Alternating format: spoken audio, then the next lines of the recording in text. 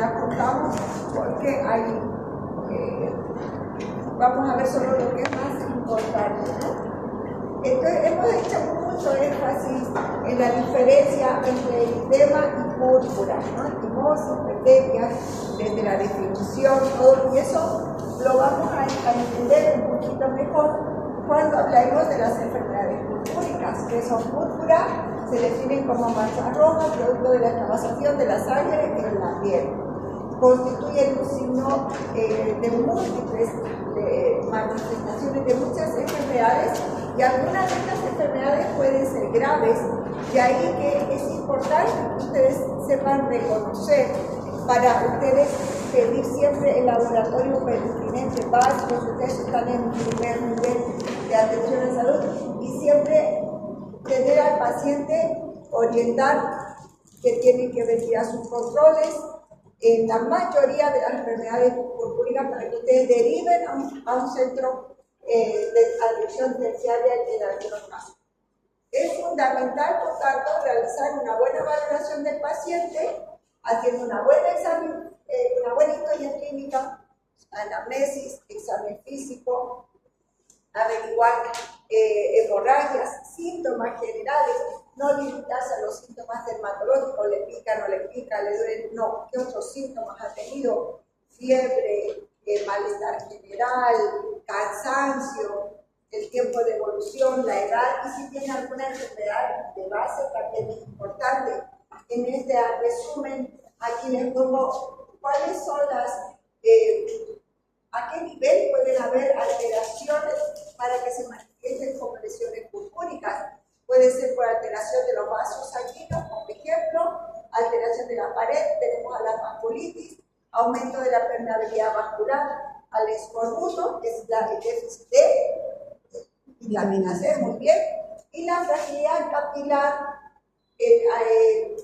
a nivel cutáneo, que se manifiesta como una púrpura actínica o senil. Esta es una excepción a la regla porque es completamente benigna, como vamos a ver después. Trastornos sanguíneos como anomalías de las plaquetas, púrpura trombocitopénica, idiopática, o sea, de causa desconocida, o secundaria a alguna causa, medicamentosa, autoinmune, alteraciones de la coagulación o trastornos de la proteínas plasmáticas. Entonces, aquí en este paciente vemos cómo se vería en una púrpura trombocitopénica, que es lo que vemos, cómo describimos. Por supuesto, nos va a llamar más la atención la presencia de estas pequeñas úlceras ensacabotadas profundas que están cubiertas por una costra hemática. Aquí, aquí. Y también nos va a llamar la atención que está con epistaxis, tiene sangrados, hemorragias y epistaxis. Pero es posible que este paciente haya comenzado con estas lesiones de aquí, que serían, estas pequeñas serían, ¿cuál nombre? Petequias. Petequias. Y esta mayorcita son equimosis, ¿no? Claro que después también hay un nódulo purpúrico, y bueno, estas puede haber aparecido estas úlceras, ¿no? Entonces, este es un paciente con una púrpura trombocitopénica. Una de las causas, medicamentos. Puede haber estado enfermo por algún otro problema de salud y haber hecho una reacción grave. Aquí vemos el paciente que se va a curar pequeños nódulos purpúricos.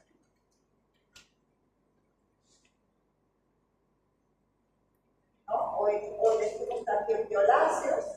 Pero aquí vemos aquí. Siempre esa coloración violácea tiene que llamarle la atención. Esta es una púrpura senil, o sea, porque aparece en la edad adulta, o también se llama púrpura actínica. ¿Por qué? Sobre todo actínica porque por el sol, por los rayos ultravioleta que producen ese adelgazamiento, esa atrofia de la piel, y se va perdiendo ese sostén de la piel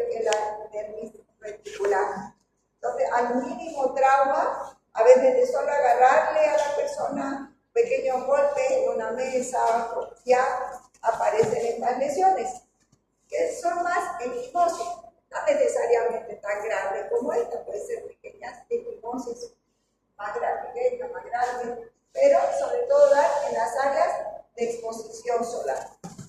Y esto es completamente rico.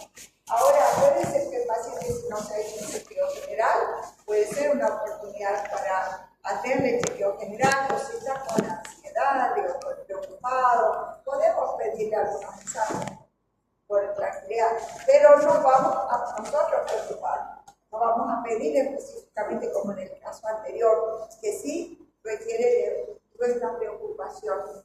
En este caso, tenemos más bien que tranquilizar al paciente. Aquí otro paciente con púrpura tenis o alquímica.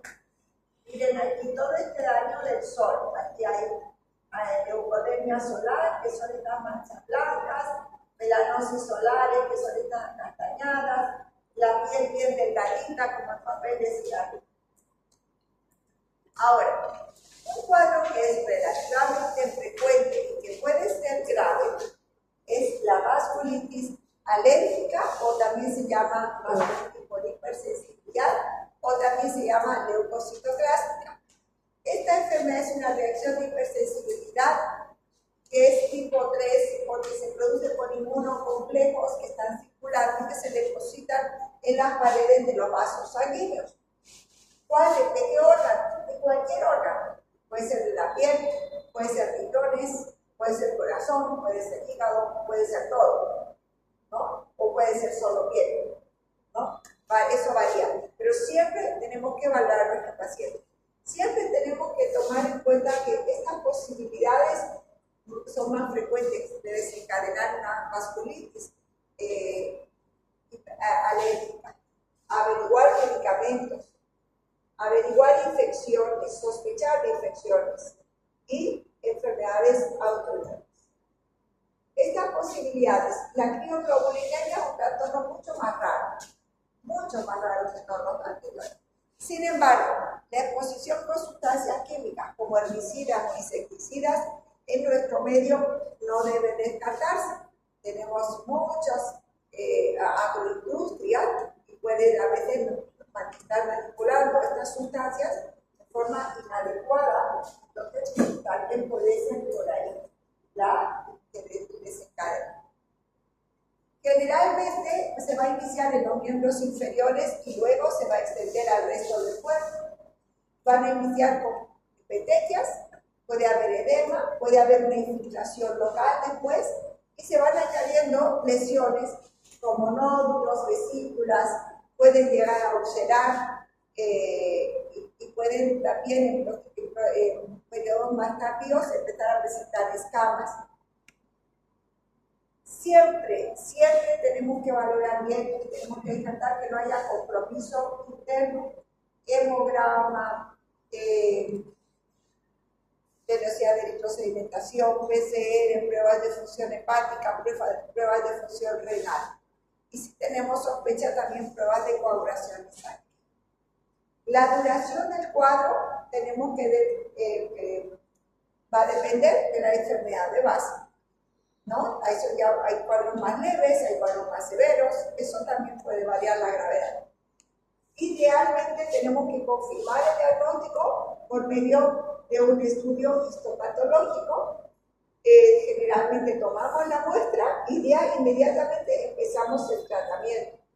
Los exámenes de rutina están dirigidos a ver el estado general del paciente, pero también si sospechamos de una patología X, por ejemplo, una autoinmune, tenemos que pedir un laboratorio que sospechamos. O si sospechamos de una infección, vamos a pedir el laboratorio de las infecciones que estamos sospechando. Eso también.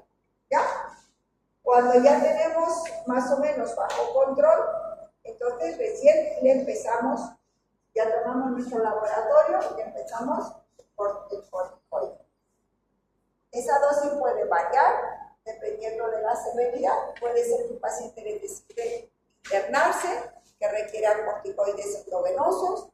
Puede ser que esta dosis media sea la apropiada. Eso varía de paciente a paciente también, pero al principio esto sería lo más básico. Y aquí tenemos en este paciente la presencia de primero. A la vista, lo primero que llama la atención son estas lesiones más elevadas, algunas con otros, ampollas de contenido hemorrágico, estas úlceras que están cubiertas con una muestra hemática, pero estas lesiones que son en tiempo de evolución más tardía pueden un poquito el desviarnos a otros procesos. Entonces, es mejor por cómo comenzó con estas petequias. ¿De acuerdo? Esa presencia de petequias.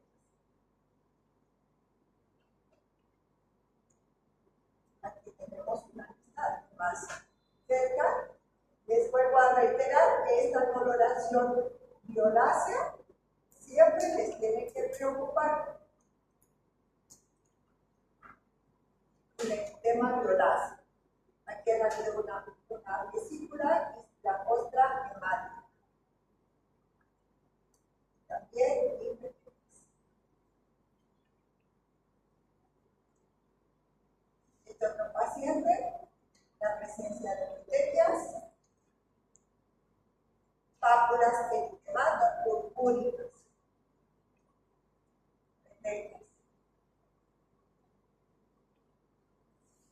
¿Alguna pregunta? Bueno, hablemos de úlceras de pierna. Aquí hay un resumen de cuáles son las úlceras de pierna, las causas. Ustedes tienen un diagnóstico general. Puede ser infecciosas, puede ser vasculares, puede ser por colagenopatías, neurogénicas, metabólicas, reumáticas, tumores. Cualquier úlcera que esté en la pierna va a ser una úlcera de pierna. Tenemos que buscar cuál es la etiología. Las más frecuentes, las úlceras vasculares. Y de las vasculares, la más frecuente es la úlcera venosa o de estasis. La úlcera venosa o de estasis es un trastorno que se debe a la insuficiencia valvular venosa que va a llevar a una hipertensión venosa. Es crónica, o no duele o tiene un dolor leve, generalmente es indolora. Cuando se eleva el miembro inferior, o los miembros inferiores, a veces dos, la pierna, mejora, generalmente mejora. Y el proceso va a pasar por 4 etapas. Primero, una etapa de eczema, eritema, escamas, prurito. La localización más frecuente en las regiones supramaleolares, maleolar interna y externa. Cede con el uso de corticoides. Si vemos cuando pacientes en ese tercio inferior de la pierna que tenga un eczema, lo primero que tenemos que pensar es la posibilidad de que sea de origen vascular. Vamos a ver si tiene varices. Si no tiene varices, vamos a también, cuando esté más avanzado, vamos a pedir porque pueden haber otras causas de eczema, alérgico, por estrés. Pero es lo primero que vamos a ver. Paciente con un eczema de estasis va a mejorar con los corticoides, pero si no se resuelve el problema circulatorio, va a volver a presentar. Y a medida que vuelve a presentar, va a comenzar a tener otro cuadro que es la dermatitis ocre, que es esa coloración y color ladrillo que se produce por el depósito de hemosiderina, porque va a haber una estasis, va a haber extravasación de hematíes al intersticio, pero esos hematíes son de sangre venosa, o sea que la hemoglobina es reducida, por eso tiene esa coloración. Es muy difícil el revertir el color en de la dermatitis ocre, que también se conoce con el nombre de púrpura de estasis. A medida que va pasando el tiempo, ese edema se hace más crónico, algo que solamente empieza como que se le hinchan las piernas en la tardecita cuando termina, cuando llega uno a la casa, comienza a ser más estable durante todo el día. Y ese edema crónico va a llevar a lo que se llama lipodermatoesclerosis. La piel se empieza a esclerosar, a endurecer y se va a adherir a los planos profundos de la piel, incluyendo el tejido celular subcutáneo. Entonces la piel va a estar indurada y esclerosada. Y sobre ese terreno, esa esclerosis también va a llevar a que haya un déficit de irrigación de sangre arterial también, al mínimo trauma y a veces espontáneamente se va a empezar a aparecer la úlcera de piel. La úlcera que es crónica, es indolora y que puede tener diferentes formas, diferentes tamaños, que tenemos que describir la forma, el tamaño, el fondo de la úlcera y los bordes. Cuando la úlcera está bien con detritos celulares o fibrina, va a tener una coloración amarillenta, blanquecina, amarillenta, y ahí la probabilidad de que cicatrice es menor, entonces hay que tratarla primero, hay que eliminar esa fibrina. Si la úlcera está roja, el fondo está rojo, significa que hay tejido de granulación y tiene mejor, quiere decir que estamos bien encaminados, que tiene mejor pronóstico de cicatrización. El tratamiento, reposo, elevación del miembro, los vendajes compresivos, valoración por cirugía vascular, el uso de agentes de antisépticos, cicatrizantes, o si tiene fibrina hay que delinear, se pueden usar cremas de coagulasa para que producen mesetermidad y se rompen las cadenas de las proteínas y mejoran, o cicatrizantes. Puede suceder que alrededor de la úlcera tenga eczema, va a tener prurito, eritema, escamas, prurito, entonces le damos un corticoide. O puede ser que se sobreinfecte, entonces tenemos que dar un antibiótico, ¿no? Aquí en esta imagen tenemos un eczema de estasis. Aquí hay eczema, este eczema capillante, aquí hay una placa identificada, pues hay escamas, hay una placa de eczema escamosa, pero la piel está rosada, y aquí hay la presencia de los trayectos mariposos. Entonces, esta es un eczema de estasis. Y esta imagen que ustedes ya la conocen es una úlcera irregular con el fondo del tejido de granulación, con áreas de fibrina, con los bordes planos. Esta zona que ustedes ven como que es una depresión es lipodermatoesclerosis. Y aquí esta coloración acá crónica sería la dermatitis, ¿cierto?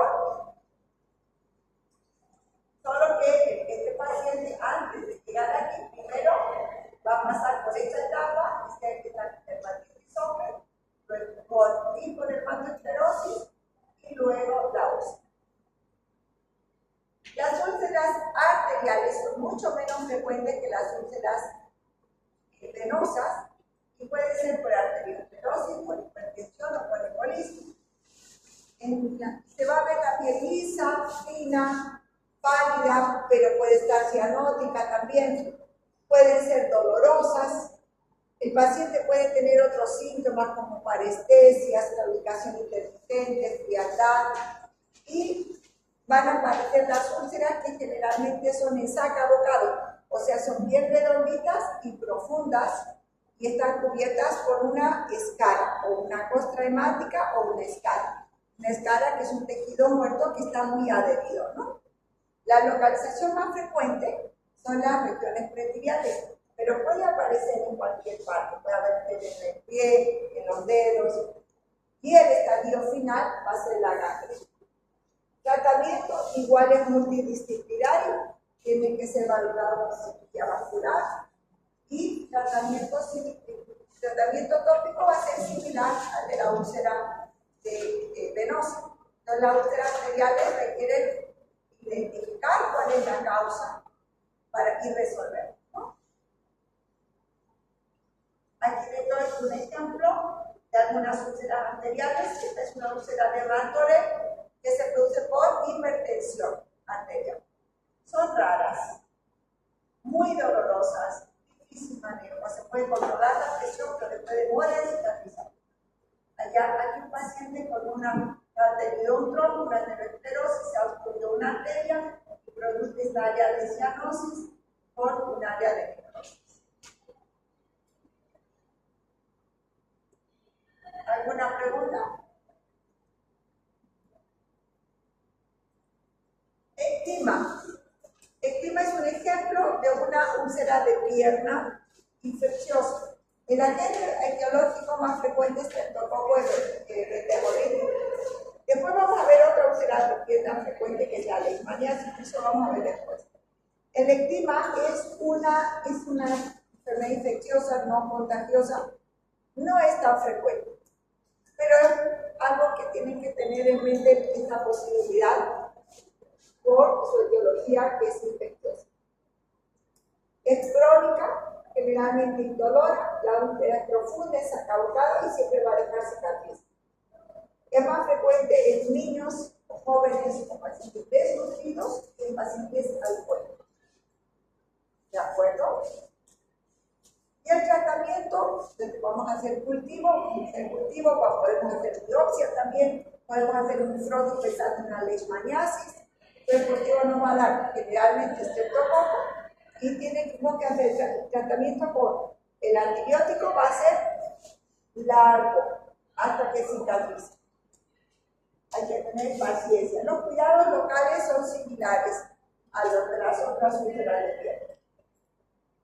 Aquí les muestro un cuadro más raro, que es el pioderma grave. Tenemos una enfermedad inmunológica, pero no se conoce bien la etiología, y la úlcera por anemia falciforme en pacientes, generalmente la anemia falciforme que da pacientes de raza negra. ¿Alguna pregunta en relación a las enfermedades vasculares que hemos visto u otras que será discutir? ¿No? Bueno, hablamos de discromías, que son los trastornos de la pigmentación de la piel. Los principales pigmentos de la piel son la melanina, la hemoglobina y los carotenos. El más importante es la melanina, y puede ser por ausencia de melanina, le diremos acromía, por disminución de la melanina, diremos hipocromía, y por aumento de la melanina, diremos hipercromía. También podemos decir hipopigmentación o hiperpigmentación. Lunes cuenta, ¿no? Arrancar. ¿Ha sido muy agitado el fin de semana? ¿Están con muchos exámenes ahora o no? Hoy tenemos examen. Bueno, prepárense psicológicamente porque hasta diciembre no se acaba. Ya falta. Bueno, el vitiligo es una enfermedad que se produce por ausencia de la melanina. Es el manejo del especialista, pero es tan frecuente y produce tanta afectación al estado de ánimo del paciente o de los familiares cuando se trata de niños, que es importante que ustedes la conozcan. Las causas, hay varias teorías, y algunas teorías que también dicen, no es solamente un factor sino que son varios. Puede ser autoinmune, o sea, hay una destrucción de los melanocitos por parte del propio organismo. Puede ser autodestructiva en el sentido de acumulación de radicales libres. Y la teoría neural, que por algunas formas de vitiligo que son segmentarios, que siguen el trayecto de un dermatoma, que ustedes recordarán cuando hablamos de herpes zóster, como los dermatomas son áreas de la piel que están inervadas con los pares dorsales, ¿no? De las nervios dorsales. Entonces, algunos dicen, no, todas, o por lo menos la autoinmune y la autodestructiva se interlazan. Porque en las autoinmunes, sobre todo en niños, o cuadros muy agudos, severos, se ha asociado con otras enfermedades autoinmunes como la tiroiditis de Hashimoto. O la autodestructiva, el estrés, un estrés fuerte, importante, no un estrés cotidiano, sino que alguna situación fuerte que está pasando al paciente. Ustedes saben que el estrés altera, ¿no?, el equilibrio de los radicales libres, ¿no? Produce radicales libres y disminuye su eliminación. Entonces, por esa vía, que sería la autodestructiva, es que el estrés va a activar el vitiligo en las personas que tienen predisposición genética a tener vitiligo, no para la luz. Todas van a llevar a la destrucción de los melanocitos. Y las lesiones características, las típicas, es la acromia, o sea, ausencia de melanina. Pueden haber fases en que haya hipocromía, eso puede suceder, pero lo que nosotros podemos con certeza diagnosticar de forma clínica es cuando ya hay acromia. Se pueden hacer estudios histopatológicos, pero son un poco inespecíficos, requieren de tinciones especiales, de mucha experiencia. Entonces, en general, el diagnóstico del vitiligo es clínico. Se puede localizar en cualquier parte de la superficie corporal, tiene una evolución crónica, es asintomático y se trata con corticoides, con tacrolimus, puede tener soralenos, se puede tratar con soralenos tópicos y sistémicos. Los soralenos son sustancias químicas que captan los rayos ultravioletas y de esta manera estimulamos la producción de melanina en los melanocitos que están alrededor, porque en la placa del vitiligo ya no hay melanocitos. Yo no uso nunca, he usado esa táctica solareno sistémico. ¿Por qué? Porque estamos muy expuestos al sol, usamos poca ropa por el calor, entonces hay mucho riesgo de quemaduras solares. Es por eso que no usamos yo no uso lucerador, pero esta puede estar en práctica. Y el uso de antioxidantes, siempre tenemos que preguntar si no el estrés lo tenemos inmediatamente, pero es un estrés que viene desde hace, por ejemplo, 6 meses y recién se manifiesta en nuestro organismo después de 3-6 meses. Como una pérdida, una situación un cuadro muy severo, tenemos que investigar. Y damos antioxidantes. Eso, ahí los esquemas de antioxidantes varían un poquitito, lo que más usamos la vitamina C, la vitamina D, la vitamina E, ¿no? El selenio, el zinc, el magnesio como antioxidantes, un refuerzo.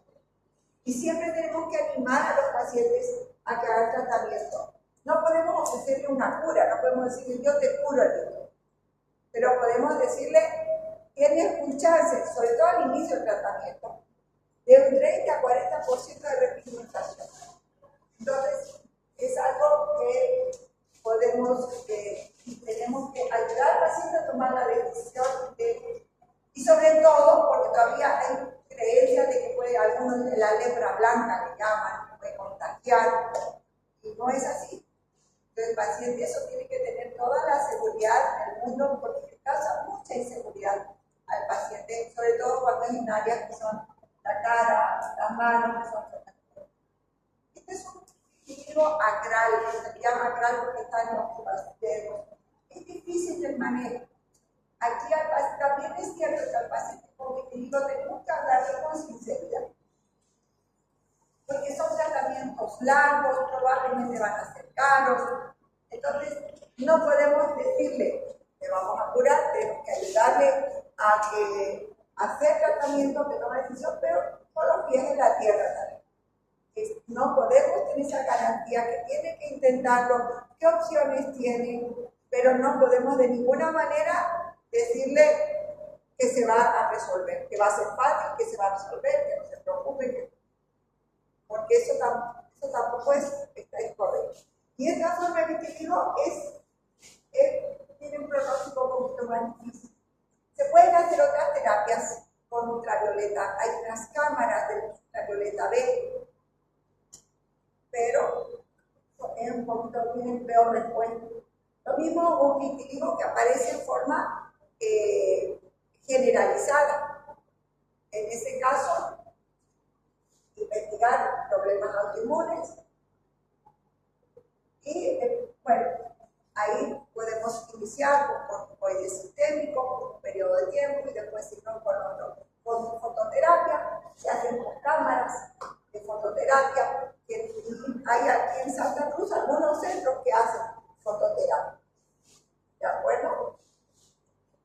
El vitiligo segmentario sigue ese trayecto que está inervado por los dermatomas. El vitiligo periorificial, ese también cuesta un poquito más el manejar. ¿Alguna pregunta? ¿La fototerapia cómo se llama? Fototerapia son equipos que emanan luz ultravioleta, ultravioleta A y ultravioleta B. Y hay diferentes rangos dentro de estos, hay diferentes rangos. También podemos usar el sol, ¿no? Sol. Pero la mayor parte del tiempo el paciente está con protector solar y orientamos para que se ponga el sol unos minutos, controlado por el protección solar. Con la misma finalidad de estimular a los melanocitos que están alrededor para el transporte de la melanina. La pitiriasis versicolor es una, ya hemos visto en las niñas, las micosis superficiales, pero la pongo en esta clase con la finalidad de que ustedes tengan racionamiento de diagnósticos diferenciales. La pitiriasis versicolor, que ustedes conocen con el nombre de rema salada, es la infección fúngica superficial producida por una levadura que la más frecuente, la Malassezia furfur, pero hay otras Malassezia, las lobosas, collares y otras que pueden también producir el cuadro. La Malassezia furfur es saprófica, pero hay algunos Malassezia que pueden contagiar. La furfur no contagia. La rema salada no se considera pitiriasis versicolor, ya no le vamos a decir más rema salada, no se considera contagiosa, es frecuente en los climas húmedos, tropicales, pero puede haber una susceptibilidad hereditaria, por eso que hay personas que todos los años en el verano tienen pitiriasis versicolor. Ahora, cuando un paciente tiene pitiriasis versicolor y no mejora o mejora y a las 2 semanas otra vez, tenemos que pensar en la posibilidad de inmunodepresión también. Es más frecuente en adultos jóvenes, pero puede darse también en niños y en lactantes también puede presentar. Se presenta, y su nombre es como máculas, hipocrómicas, eritematosas, hipercrómicas. Rara vez el paciente tiene las 3 formas simultáneamente. Generalmente o son hipocrómicas, o son eritematosas, o son hipercrómicas. Todos tienen una escama fina, furfurosa, a veces imperceptible. Por eso que el signo del uñazo que habrán visto ustedes cuando leyeron en el libro Semiología Dermatológica, el signo de la uña, que se rasca, algo que parece solo una mancha, se rasca y aparece una escama fina. Son redondeadas, pero tienden a confluir y pueden presentar áreas extensas de pigmentación o de nivel. Las áreas más frecuentes son en el tronco, pero pueden haber también en la cara. Sobre todo tienen que ser áreas más oleosas. También puede venir desde el cuello, el cuero cabelludo. Generalmente es asintomática, pero sobre todo la forma eritematosa puede tener. El diagnóstico, examen micológico directo, tratamiento, antimicóticos, ¿no? Podemos dar tratamiento con antimicóticos tópicos, podemos usar el piritionato de zinc, se puede usar azufre, ácido salicílico que produzca un poquito de sacar esa escama porque es un hongo muy superficial. Y podemos también dar ketoconazol por un periodo de 10 días, 200 miligramos al día por día.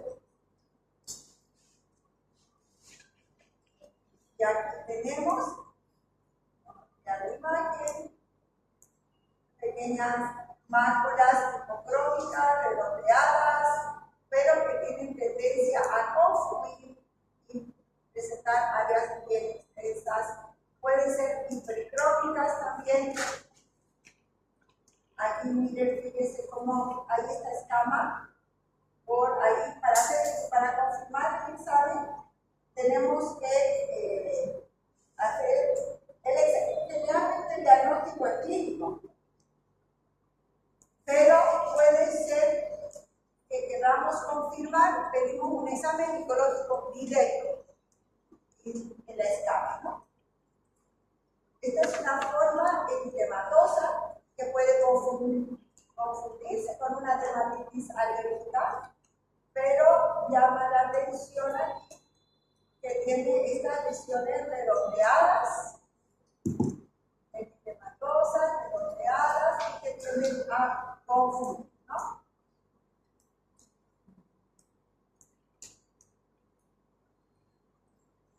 Aquí vemos que está con una escama purpurácea.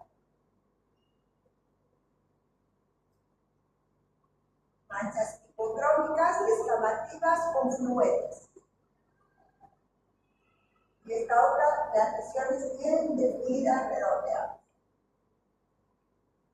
Uno de los diagnósticos diferenciales importantes de la pitidiasis ala, que es muy frecuente en nuestro medio, pero se da sobre todo en niños y en jóvenes, en las áreas fotoexpuestas, sobre todo de la cara. Es de causa desconocida, aunque es más frecuente en los pacientes atópicos y en áreas de exposición solar. No es por falta de vitaminas, no es para parásitos intestinales, no se sabe cuál es la causa. Se presenta como lesiones ovales hipocrómicas, que son más confluentes, son más difusas, menos definidas que la pitidiasis versicolor. Las áreas más frecuentes les decía las mejillas, la cara, y las áreas extensoras o fotoexpuestas de las extremidades superiores. Tratamiento, emolientes y protección solar. Y explicar que no es por falta de vitaminas. Aquí tenemos una imagen que es muy frecuente de ver, sobre todo en los niños y adolescentes. Manchas hipocrómicas difusas. ¿A qué se refiere con emolientes? Emolientes son humectantes. Humectantes, pero que no tengan perfumes.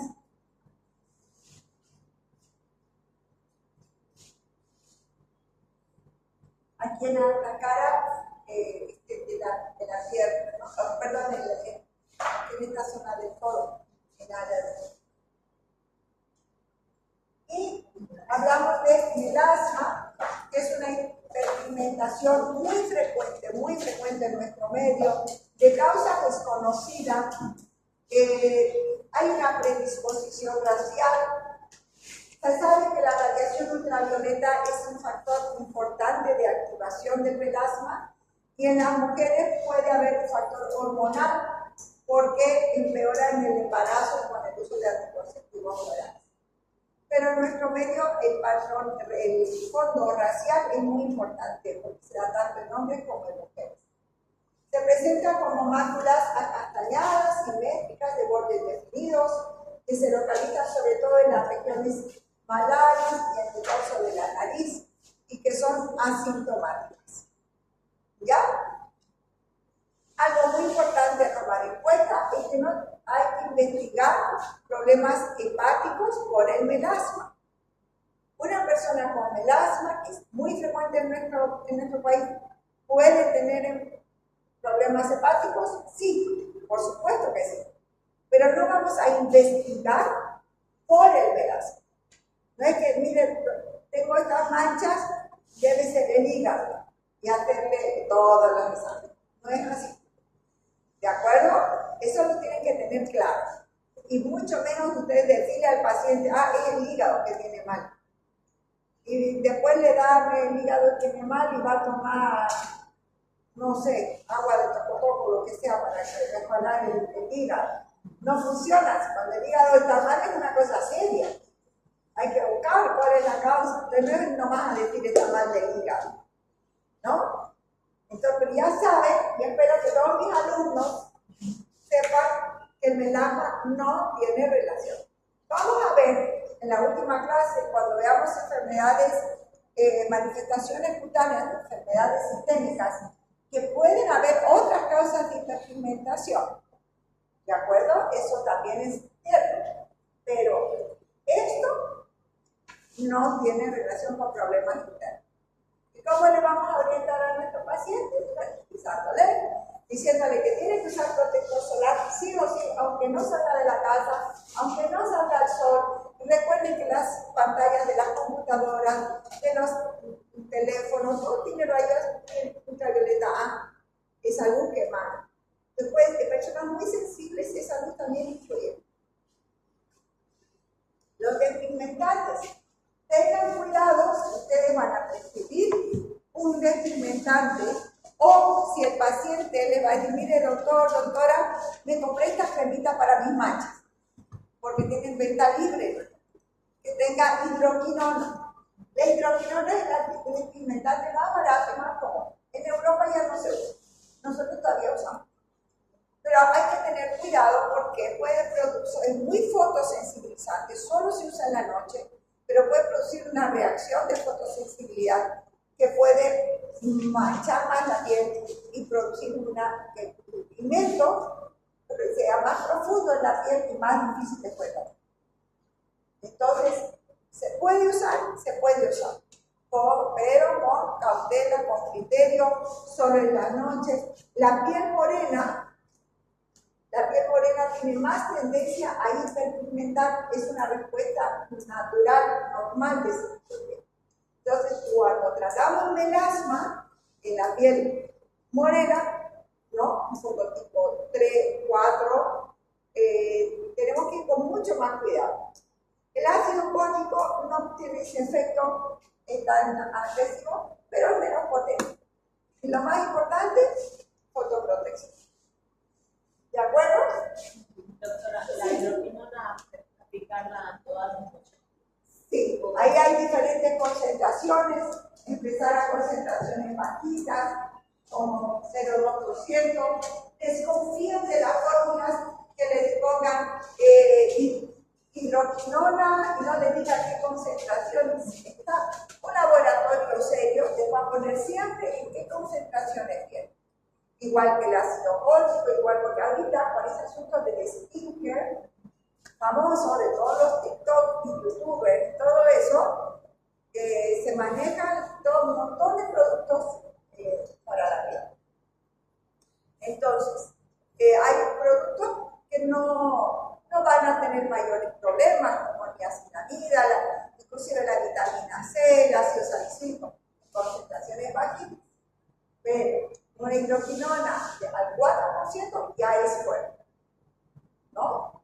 Al 2% es suavita, solo en las noches, a lavar con agua. Me ha pasado a mí ya vieja, ya con tantos años, me llega un paciente con toda su cara con reacción de hipersensibilidad, porque se lavó con toallitas húmedas. O sea, hay cosas que uno se le tapa, pero lavar en la mañana se tiene lavar con agua, con jabón, o con agua nada más, pero una toallita húmeda, las personas piensan que es una forma de limpiar, pero no es así. Las toallitas húmedas es una forma práctica de higiene para quienes la requieren, pero está lleno de productos químicos, no te va a producir una irritación. Puede servirte para desmaquillar cuando tienes, ¿no? Pero esas cosas, cuando quieran una clase de cosmética, también las tenemos. ¿Ya? Pero se puede lavar con agua, ¿ya? Porque ¿qué? Es la cierto. Así es, se usa todos los días. Todo se puede usar todos los días. Todos los despigmentantes pueden usar, pero usar en las noches.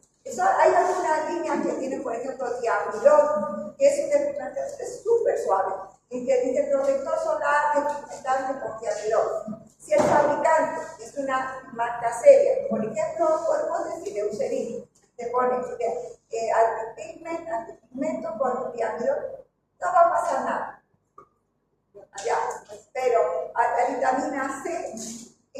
general la usamos durante el día, pero si es una concentración muy alta, al 20-22%, mejor usarlo sobre la noche. Pero si usamos al 10%, 15% podemos usar durante el día. ¿Ya? Listo, chicos. Las notas yo creo que las saco el miércoles. Las voy a